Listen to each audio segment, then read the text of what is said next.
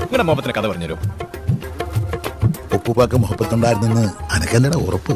അത് സുലൈമാനി കുടിച്ചാൾക്കല്ലേ എന്റെ രുചി അറിയാവുള്ളൂ.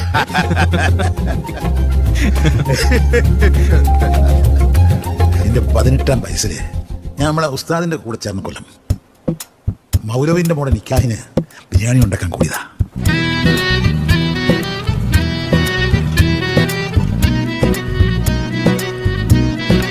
ബിരിയാണി ചെമ്പിന്ന് കണ്ണു തെറ്റിയപ്പോ ജനവാതിലൊരു ഹോറീനെ കണ്ടു.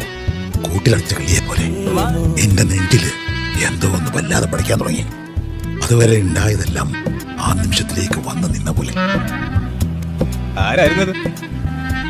മൗലവിന്റെ മോള്. ഓണ നിക്കാഹിനല്ലേ ഞാൻ ബിരിയാണി വെക്കാൻ പോയത്. എന്നിട്ട് എന്തുണ്ടായി? എന്തുണ്ടാവാനോ? നിങ്ങളുടെ ബിരിയാണി ഓരോ നിക്കാൻ കഴിച്ചു പോയി.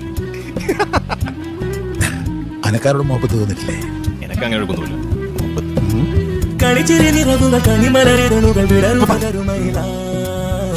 ഉപ്പ ഏതായാലും ആ ഹൂറിനെ മനസ്സിന്ന് വിട്ടിട്ടില്ല.